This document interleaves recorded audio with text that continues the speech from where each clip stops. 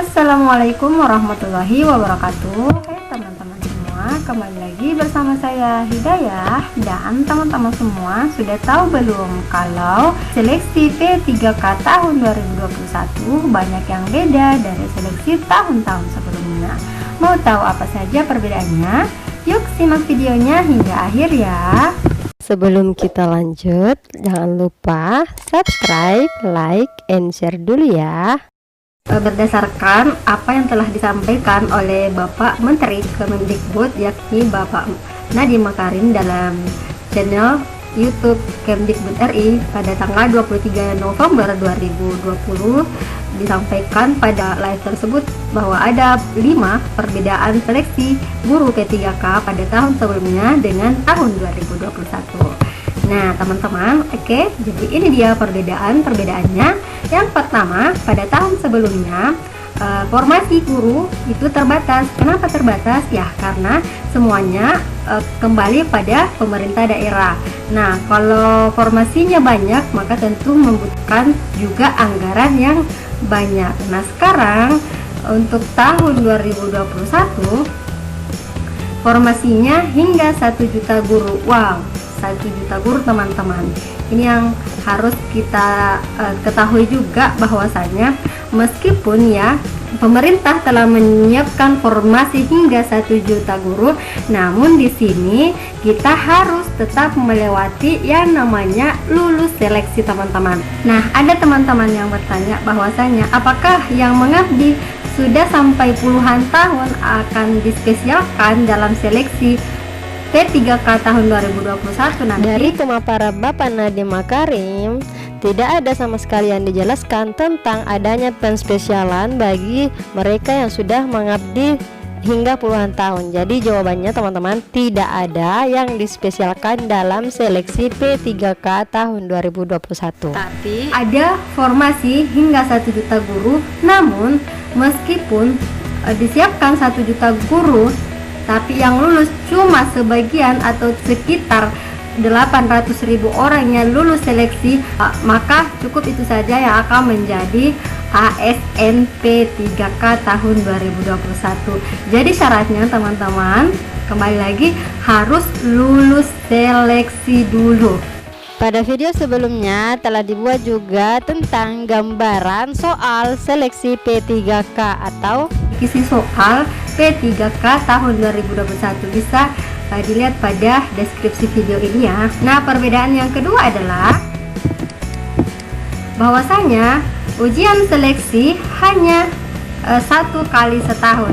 Nah ini pada tahun sebelumnya teman-teman. Jadi pada tahun sebelumnya itu ujian seleksi P3K hanya dilaksanakan 1 kali dalam setahun.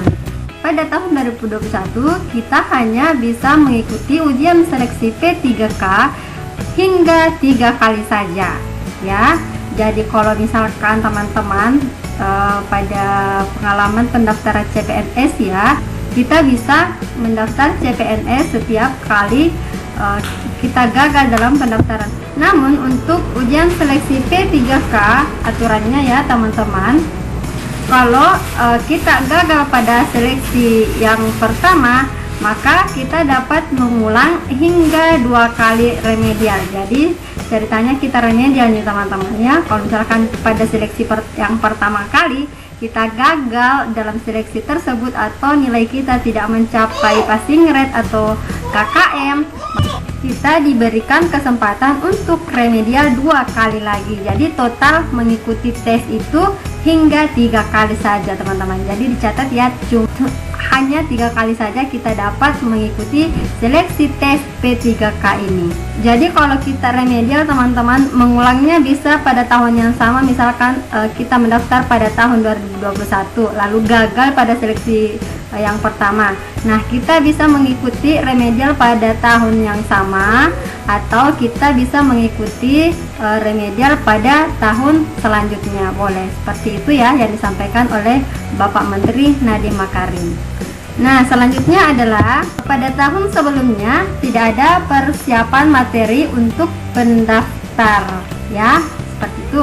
Namun untuk tahun 2021 Kemendikbud telah memastikan bahwa bahwa honorer bisa mendapatkan materi pembelajaran secara daring untuk membantu pendaftar mempersiapkan diri sebelum ujian seleksi. Akan ada materi yang akan disiapkan oleh Kemdikbud ya teman-teman, jadi kita bisa belajar melalui online ya. Makanya ketika kita gagal di tes pertama, kita bisa mengulang dan belajar lagi hingga 2 kali remedial. Karena pemerintah dalam hal ini Kemendikbud berharap kualitas pendidikan di Indonesia standarnya memenuhi kualitas yang baik. Nah, perbedaan yang keempat teman-teman, yakni pada tahun sebelumnya pemerintah daerah lah yang menyiapkan anggaran gaji peserta yang lulus seleksi guru P3K. Nah, sementara pada tahun 2021 pemerintah pusat sudah memastikan tersedianya anggaran yang lulus seleksi guru P3K. Jadi di sini pemerintah pusat yang menyiapkan gaji bagi yang lulus seleksi teman-teman. Jadi gajinya bukan lagi dari pemerintah daerah, tapi gajinya itu langsung dari pemerintah pusat. Kemudian yang kelima, pada tahun sebelumnya biaya penyelenggara ujian ditanggung oleh pemerintah daerah. Dan pada tahun 2021 lagi biaya penyelenggara ujian ditanggung oleh Kemendikbud, dalam hal ini pemerintah ya. Pemerintah daerah di sini tidak lagi harus pusing memikirkan anggaran bagi mereka yang lulus seleksi P3K, sehingga dalam hal ini pemerintah daerah diminta saja untuk mengusulkan formasi sesuai kebutuhan di daerah masing-masing. Karena daerah di sini tidak perlu lagi memikirkan anggaran biaya yang harus dikeluarkan, karena semuanya sudah diambil alih oleh pemerintah pusat atau Kemendikbud. Oke teman-teman, sekiranya itu perbedaan dari seleksi P3K tahun sebelumnya dengan tahun 2021. Jadi baiknya dari sekarang kita mempersiapkan diri untuk seleksi P3K tahun 2021. Oke teman-teman, sekian video hari ini, semoga bermanfaat dan jangan lupa subscribe, like, and share video ini. Terima kasih dan assalamualaikum warahmatullahi wabarakatuh.